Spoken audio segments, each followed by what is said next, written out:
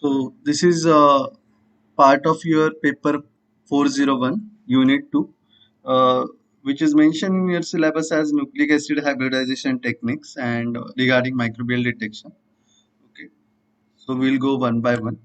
So molecular amplification techniques, it falls into three categories. First of all, what is a nucleic acid amplification? It is anything related with, say, DNA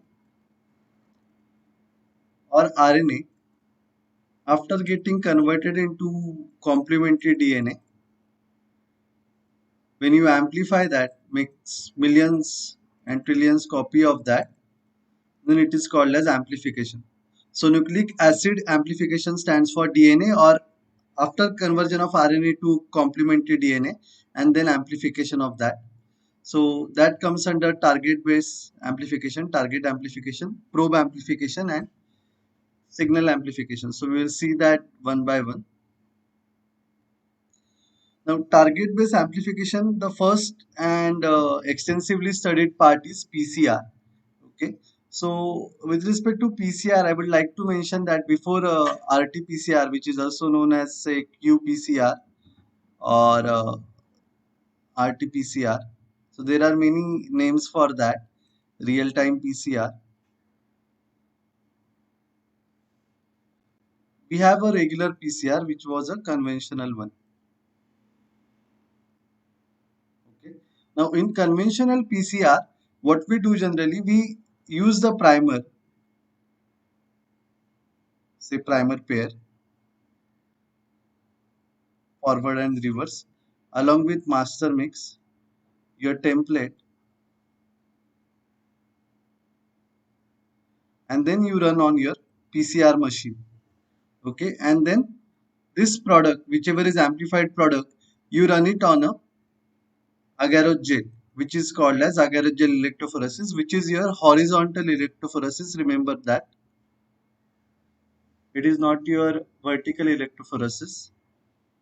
Okay, so this is the earlier part of real-time PCR. Okay, so you have two types under that. In conventional PCR, you have a regular one where at a time you can use only a particular temperature cycle, say 95 for denaturation, 55 for annealing, and 72 degrees Celsius for extension. So this is your conventional PCR model. So in which you can do only a single type of PCR reaction at a time. For example, you can only detect primers which could bind at 55 degrees Celsius. So for example, you could run it for malaria, dengue or HLA-B27, HLA-1502 and so on. Okay. So this is conventional one. Now the gradient PCR we have. So you know the difference between conventional one and gradient PCR? Anyone? Hello? No, sir. Okay. So far, it is clear what is like. This is just to give you a head start. What is a conventional and gradient? So, gradient PCR.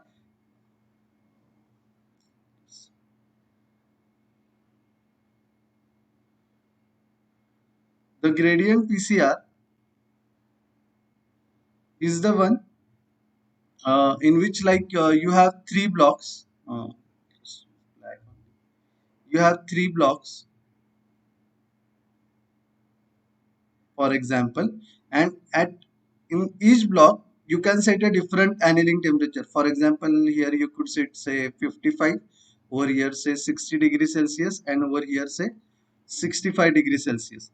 So for example, your starting point is 95 degrees Celsius of denaturation, then your one block is having 55 degrees Celsius, your second block is having 60 degrees Celsius annealing temperature for different set of primer, and third block having for 65, and then your extension is at 72 only if you are using the same polymerase in that, and so on. So for each block you could set different temperatures, so that is a gradient PCR.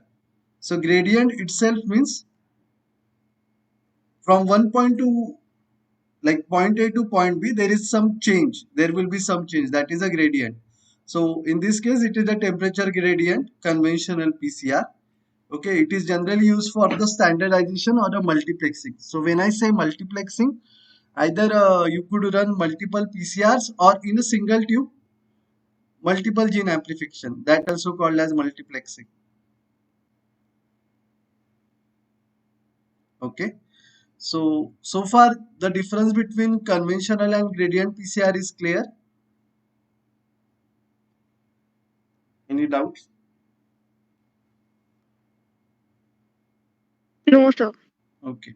Now, No, sir. real-time PCR. After this, we have something called as real-time PCR.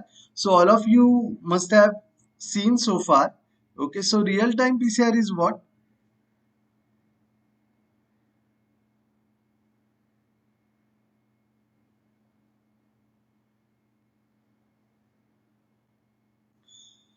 So real-time PCR, we have two varieties in that. So there is something called as absolute quantification,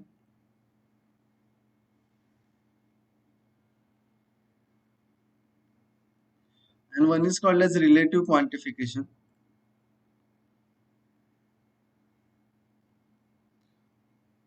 Mainly. So this is based on application. So when I say absolute quantification, you get exact copy number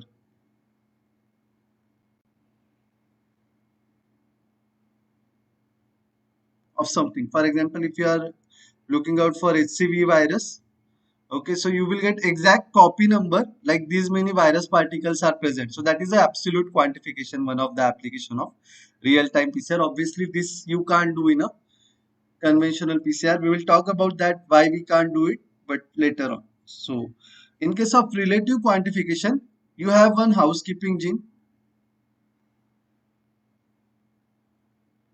Say for example, beta actin or GAPDH. You know what is a housekeeping gene?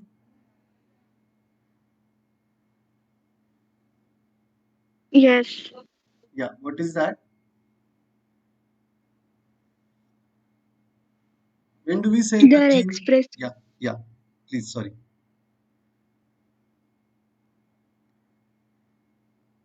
Yeah, please continue. When the gene is,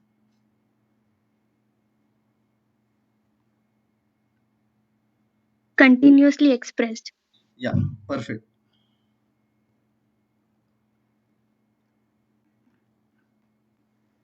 So by default, for example, if you have say beta actin or GAPDH, any of that gene, which is constitutively expressed in other term in that particular cell, and you are looking out, for example, say IL-6 interferon action in that cell. Okay, so with respect to beta actin, as it is continuously expressed, it will have a baseline. Whether the cell is active or inactive, it is going to get expressed all the time. So it will be a baseline. When IL-6 expression you are looking out, so generally IL-6 D-dimer, these interleukins will come into picture when there is an infection. So IL-6 will go up in terms of expression, and you will get something of this kind of sigmoidal plot. So when you say on a straight line, you will get something of this sort of plot. So this is for beta actin and this is for IL-6 in the sample. So this is a relative quantification. With respect to beta actin, you will say that your gene is upregulated.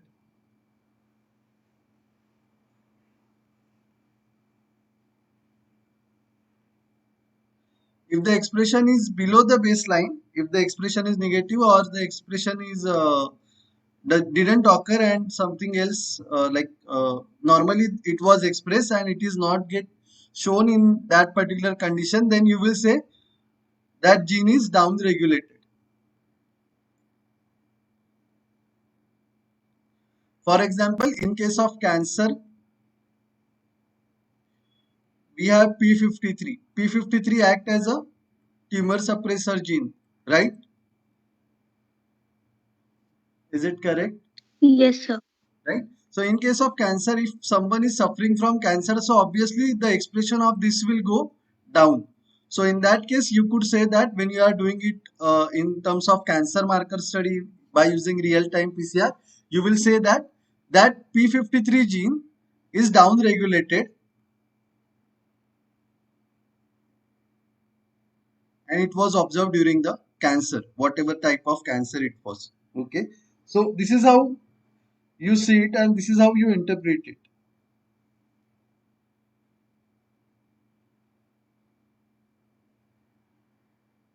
So far clear? Yes, sir. Okay.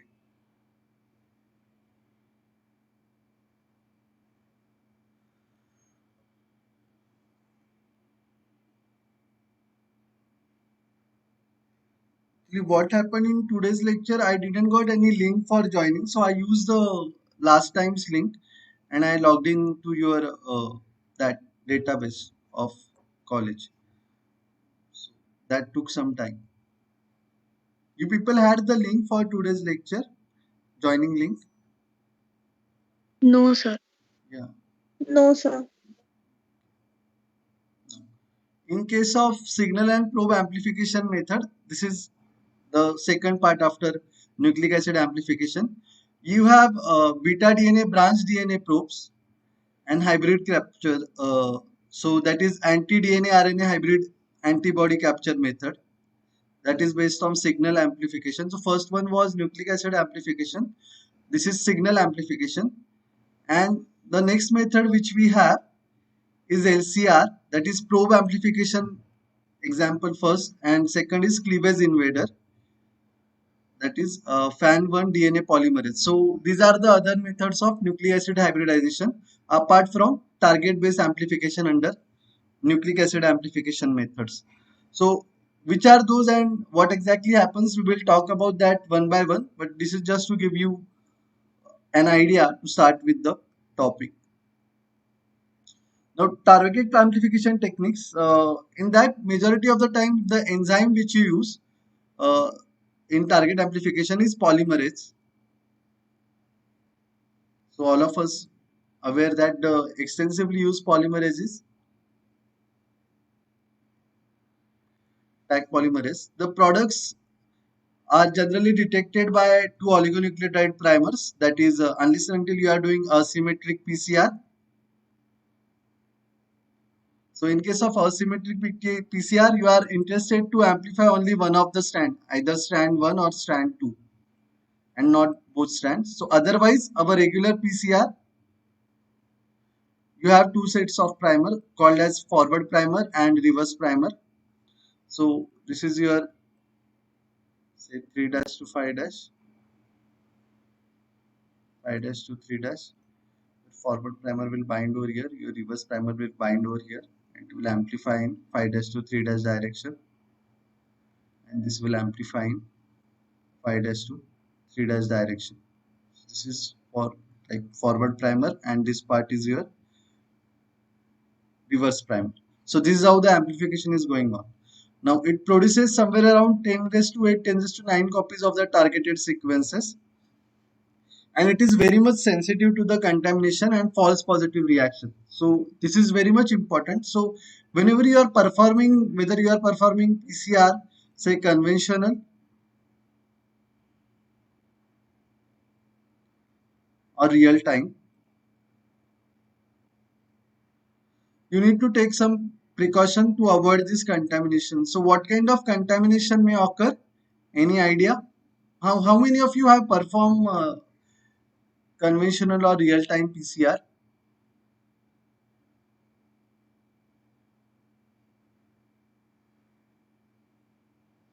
Any one of you have performed practically? No, sir. We just had demonstration. Demonstration. Okay. So in demo also, like you have used any personal protective equipment?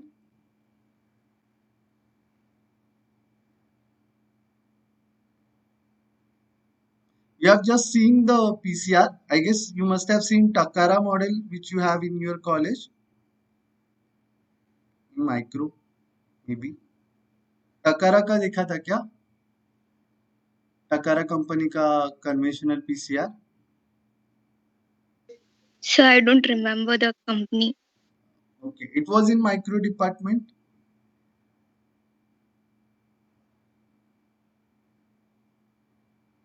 No, no idea.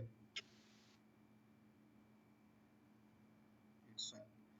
So that was that, like you have No, sir. takaras in micro department. Okay, so fine, that is okay. So like the personal protective equipment which is related to the contamination part which you should wear is nitrile gloves. Remember that. So many of the students get confused with the nitrile gloves with respect to our regular gloves. No, nitrile gloves,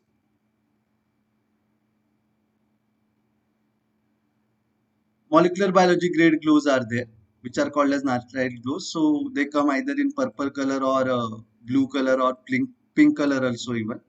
Okay. So they are specific, and why they are, we should use nitrile instead of latex or latex powder free gloves. Any idea?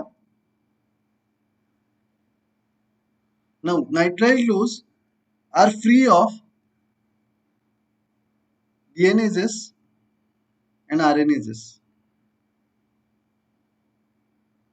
Okay, remember that they are free of DNases and RNases, and apart from that, they are free of powder which may be present in your latex, or latex powder free gloves is not free of DNases or RNases, because DNases and RNases in turn will contaminate and degrade your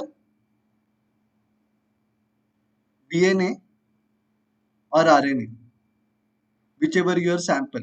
Okay. The second thing, if you don't use gloves, then like generally when we work, there is a good amount of chance our sweat will get mixed with sample. Our sweat itself has nucleases and it will degrade your sample, and henceforth we should always use gloves, primarily or specifically nitrile gloves. That should be the requirement. Okay, apart from that, obviously you should tie your hair so that keratin contamination will not occur. You should wear lab coat, you should wear eye goggle if possible, and eye gear, and so on. So that comes under your part to avoid contamination. Okay, and false positive reaction will occur if you use the same tip. So what generally happens?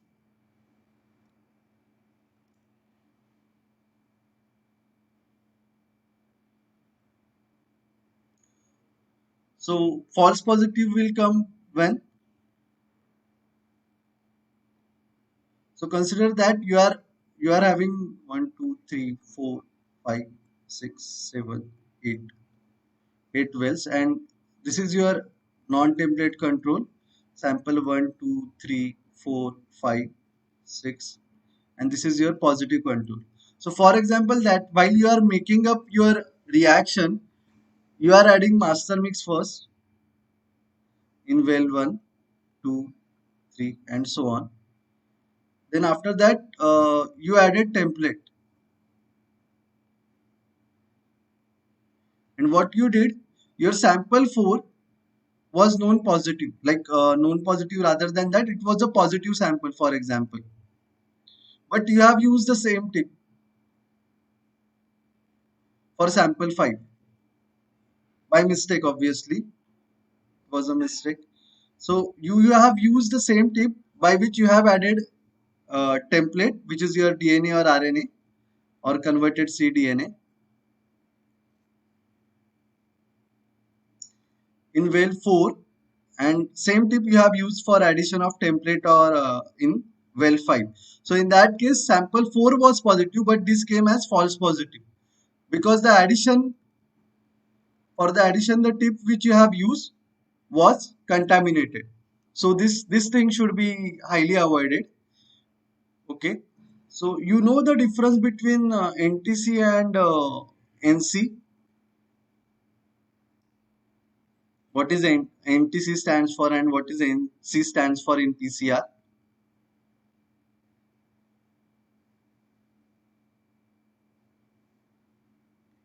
Any idea,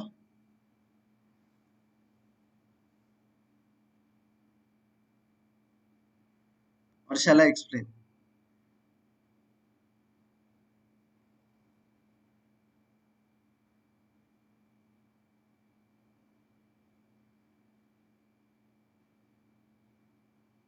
Shall I explain? Please let me know that. Yes, sir. Yeah. So NTC stands for non-template control. As the name suggests, non-template.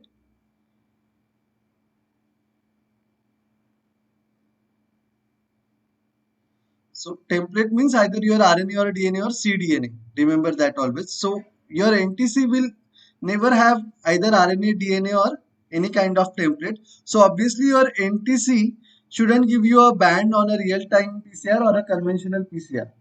So in a real-time PCR, it shouldn't give you any peak, and in a conventional PCR, it shouldn't give you any band. So if it is giving you a band, that means your master mix, or if the master mix doesn't contain polymerase, then polymerase is contaminated, or your nucleus free water is contaminated, or your tip or your PCR tube, either of that plasticware is contaminated. So that is the role of non-template control, to check contamination.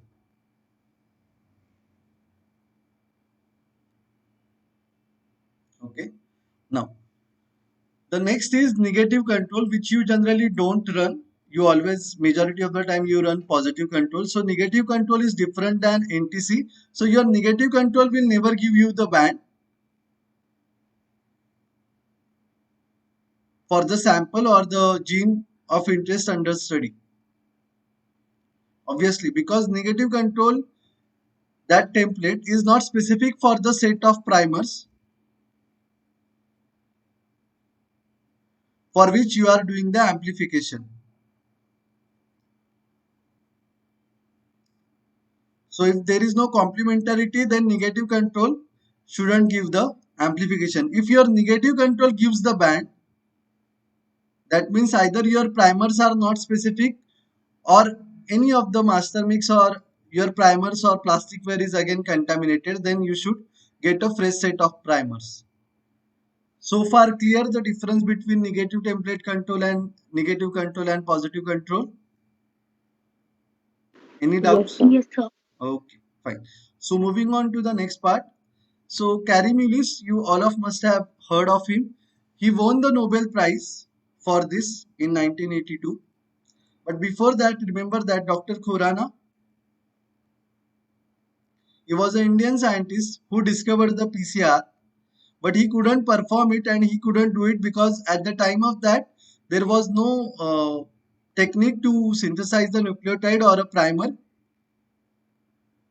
or to get a Taq polymerase in that quantity to perform the PCR. PCR was not developed at that time. So he couldn't perform it, and henceforth he didn't got the Nobel Prize, but Carey Mullis got the Nobel Prize. So the earlier discoverer in terms of history, the actual discovery was done by Dr. Khorana, the Indian scientist, but the credit went to Carey Mullis, and he got the Nobel for that. So we know that Taq polymer is like it is available right now for us. So depending on what kind of PCR you are using, there are various types of polymerases, okay, which are available in the market. So first of all, it was discovered from Thermus Aquaticus,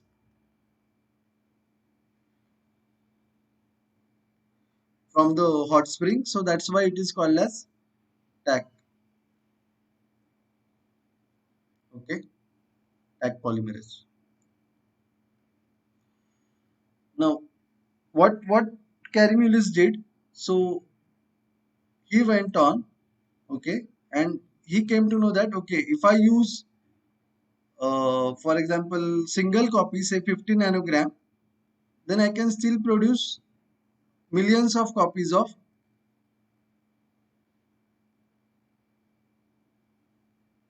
DNA or template, which could be used in a downstream for cloning purpose, for example. Okay. Now, like for example, there are three parts on which PCR behaves. So first is denaturation, the second part is annealing, and the third part is extension. So all of you must have studied that in theory all the time, that PCR is divided into these three parts: denaturation, annealing, and extension. Okay.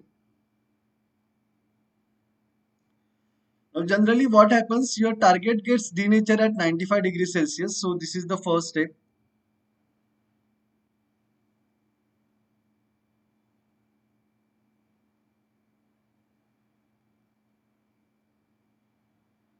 So, this is the denaturation.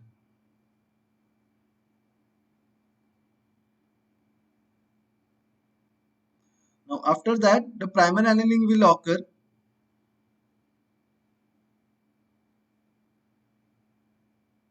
As I mentioned in the earlier diagram. So, this is 3 dash to 5 dash. This is 5 dash to 3 dash. Extension will occur in the direction of 5 dash to 3 dash. Remember that always. So, this is forward primer. This is reverse primer. Okay.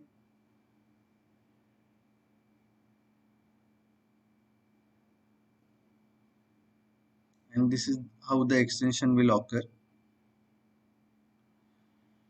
And then extension, like after annealing, the extension will occur at 72 degrees Celsius, for example. Annealing, say whatever annealing temperature is there. So depending on say 60 degrees Celsius, for example. So this all happens at 95. Annealing occurs at 60, and extension where polymerase will come and it will extend the strand at 72, and then you get, instead of one strand, you get one pair of strand, you get two pair of strands, and so on. So this is after first cycle. Then second cycle, obviously from 4 you will get 8. In third cycle, from 8 you will get 16. From 16 you will get 64, and so on. So it will keep on like 32 and then 64 and so on. Okay, because the amplification occurs at the rate of, theoretically it occurs at the rate of 2 raised to n rate. Okay.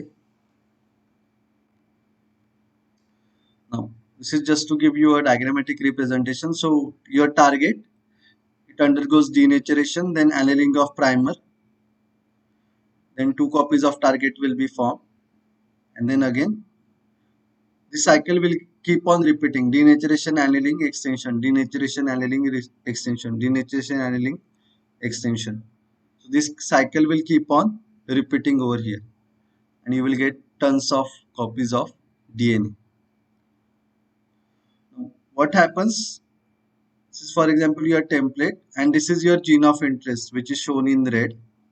Okay. So your primer will amplify only that part, the gene of interest. It will not amplify a whole gene.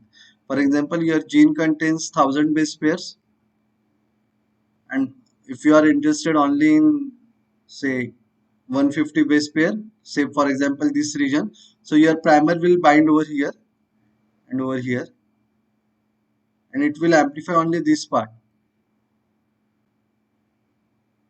Okay, of double stranded DNA, obviously, then this part. Okay, so your primer will bind over here, and for reverse, your primer will bind over here, and it will amplify 150 base pair.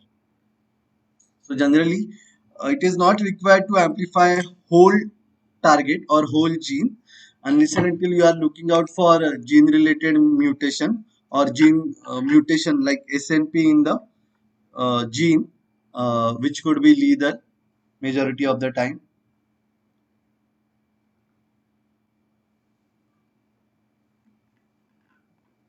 So this is how you go ahead with the PCR. So this is the first cycle, this is the second cycle, this is the third cycle, fourth cycle, and so on. Now this happens exponential amplification. So for example, this is the number of cycles which you have. Okay. So uh, generally the number of cycles depends on the size of your amplicon.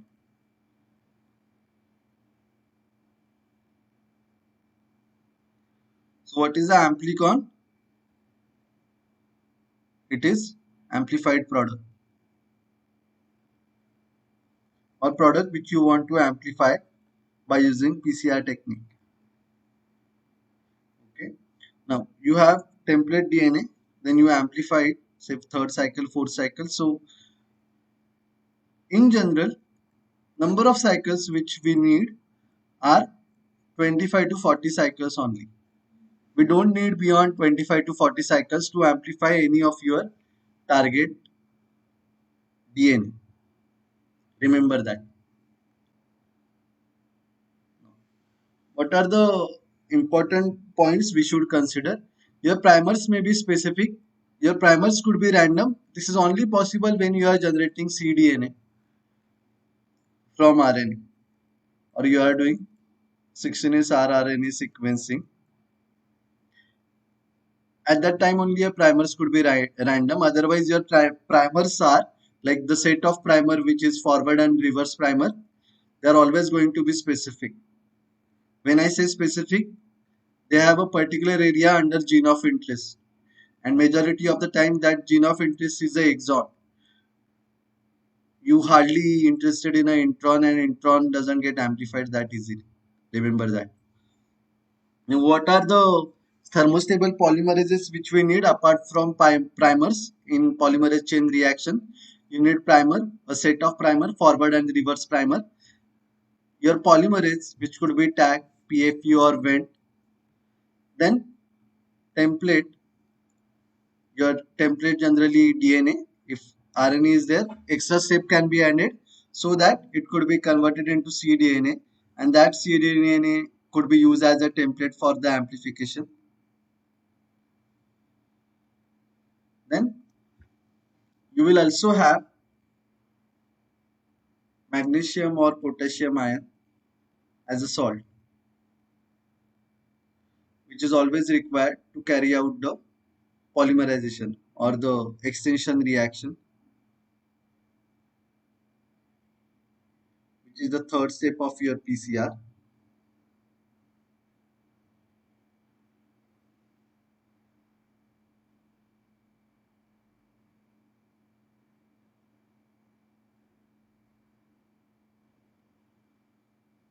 And lastly but not least, some of the time you need nucleus free water for a volume makeup.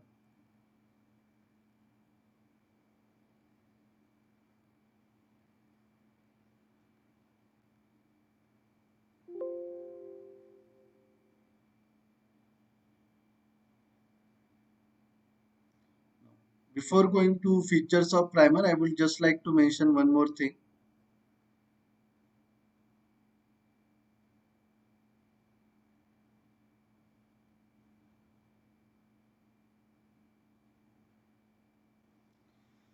So master mix which we have is either ready made or you need to procure it from the market and make it individually. So when I say ready made, it has a particular international unit of polymerase, salt concentration, buffer, DNTPs, obviously DATP, DGTP, DTTP, and DCTP, which has deoxyribose nucleotide triphosphates in a particular concentration in micromolar, polymerase in international unit, salt concentration in millimolar or micromolar, buffer is in volume, and pH of that is generally around 7 of buffer. Buffer will resist any change in the master mix. So this is the ready made. So what you do when you are using ready-made master mix for your conventional or a real-time or a gradient PCR, the first step is you just add master mix to your PCR tube. Then you add template, and if required for volume makeup, you add nucleus-free water. Then for example, your volume becomes 20 microliter and you put it in the PCR.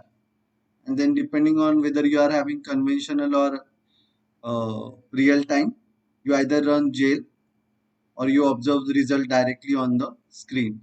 So when you could observe the result directly on the screen of graph in a graph like manner, then that becomes real time PCR, where you don't need to run the gel. Gel is not required. So this is master mix when you have it in a ready-made format. But when you have to make a master mix, for example, if you are having specific kind of PCR and in which you have tried with the ready-made or marketed available master mix, but things didn't work out. So what you will do, you will standardize the international unit addition of polymerase, whatever polymerase you are using, depending on whether you are performing regular PCR, long range PCR, and so on.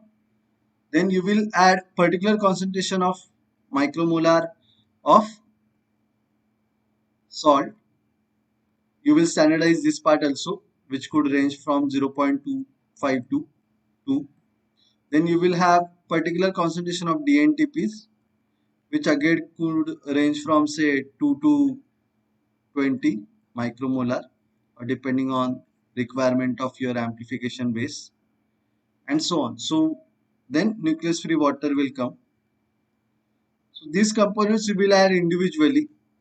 You will make your master mix, you will standardize it, and after standardization, once you know that your master mix is working with the control, you will use it, and then you will start using it for your sample, and then you will add DNA or RNA in that.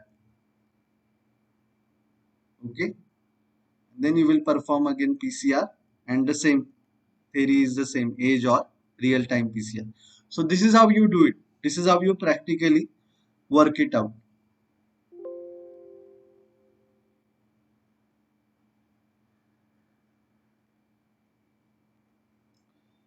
Now, features of primer. So you have random primer or a specific primer. Primer length. All of you have studied primer designing.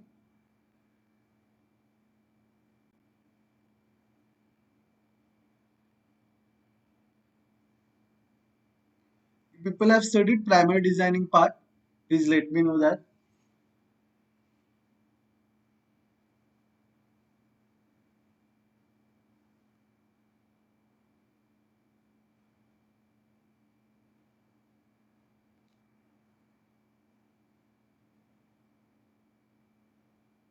Yes, sir. Sorry.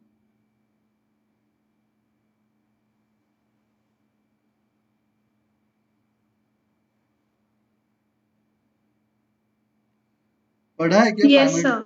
Yeah. So all of you know the fact like primer designing, what should be the nucleotide base pair size?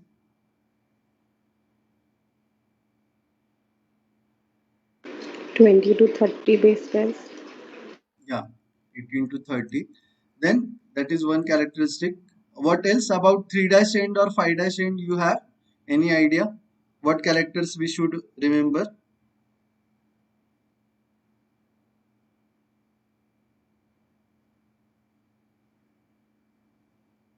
At the 3 dash end of primer, what shouldn't be there?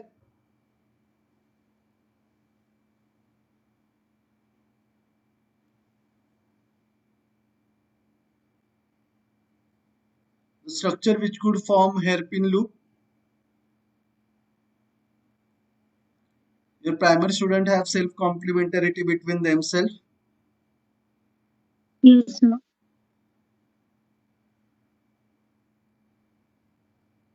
so that they will not form forward forward or reverse reverse or forward reverse dimer. Then anything about annealing temperature, which is respect to melting temperature. What should be the ideal difference between forward and reverse primers annealing temperature? You must have studied that part. It was there.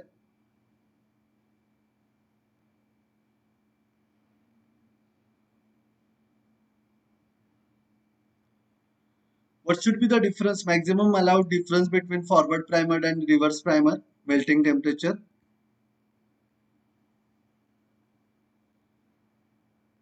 If you have more difference, then you shouldn't go ahead with that primer pair.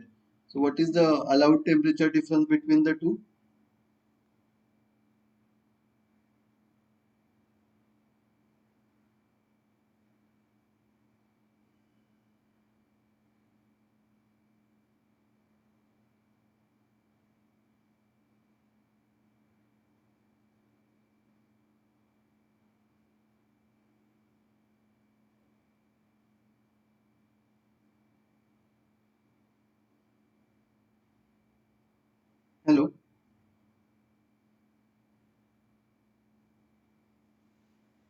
You know this part, the difference between the melting temperature of forward and reverse primer allowed temperature difference or no?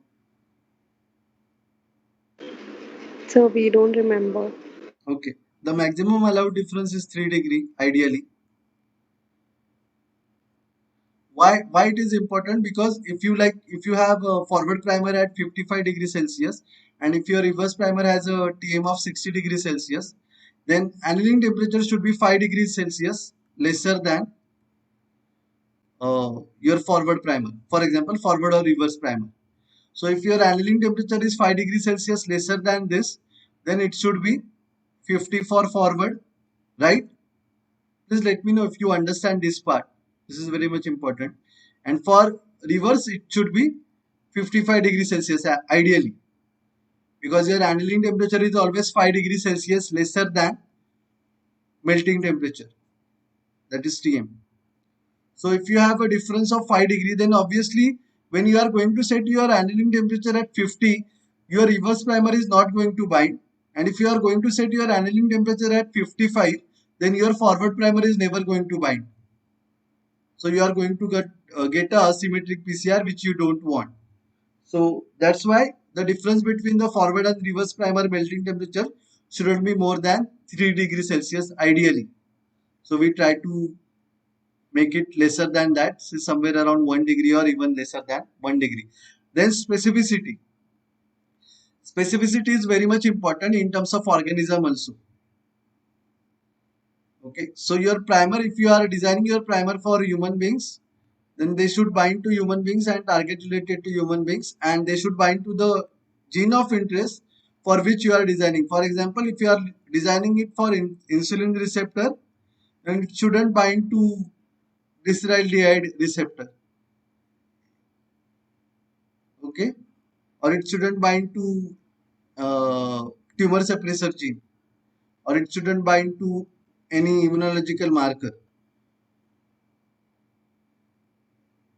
So specificity is very much important in case of primers. Then nucleotide composition, your primer shouldn't go and bind to the region which is GC rich or more than 60% GC rich. If your primer goes and bind over here, then there is a less amount of chance the primer could get uh, denatured from that part for the next pair of annealing. So that's why your primer shouldn't go and bind to GC rich region. 80 to 30 specificity is important, and distance between the primer binding site will determine the size of the product. Okay, so ideal size should be more than 100 base pairs always. Your amplified product should be more than 100 base pair. And why it is so important in case of conventional PCR or whether you are going for a real time PCR? Because in conventional PCR, when you are running it on a gel, your primer dimer formation, if your primers are of not good quality or not properly designed because of some reason, then they are always going to form a primer dimer and they are going to give you a band size of 100 base pair. So when you are running it against the ladder, and this is your well of interest, so first and second is your sample you are running. So if you are getting your band around 100 base pair or in the second well also 100 base pair, then if your amplified product size is 100 base pair,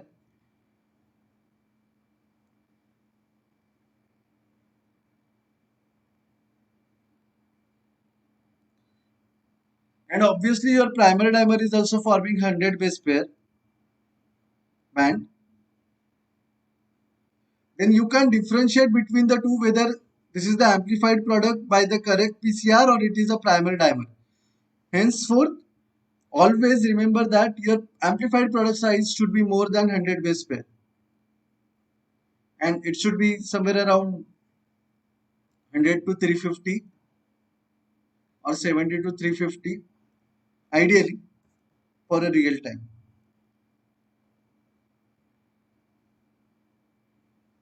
When you are performing cyber green, we'll talk about that in the next lecture. So this is the melting temperature difference between the melting temperature. So 4 degree of GC, whatever GC count you have in your forward primer.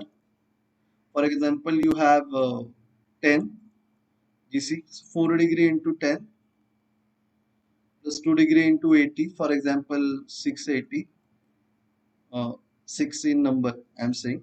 So 4 into 10, that is 40, plus 6 into 12, that is well, that becomes 52. So 52 degrees Celsius should be your melting temperature if you are calculating it for forward primer. And then for reverse primer, again you will calculate what is the GC, number of GC present, what is the number of AT present, and again you will calculate the TM. So that TM of forward and TM of reverse, for example, if it is 53, then the difference between two TM is only of 1 degree Celsius. So these are ideal parameters. You can go ahead with that definitely. Okay. So this is how you calculate melting temperature in terms of primer. So what are the assumptions when you define your primer designing? There is always possibility that there would be a mismatch and products may form which are not the actual products. And however, the product size may be correct on the gel, but it is not the actual product. So we have to look into this fact. Or product may form from the orthologous locus and which may be a pseudogene also. So you will have to do it, and on the basis of working out with the sequencing part, majority of the time you make that sure that amplified product is the correct, and then you start it after confirmation.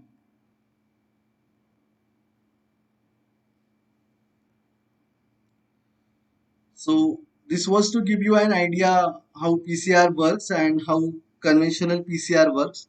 In the next lecture, we will talk more about real-time PCR and the other methods of the real-time PCR, where we have Cybergreen amplification, Tachman amplification, and other nucleic acid hybridization techniques. So I hope you have understood today's lecture. Please let me know if you have any doubts.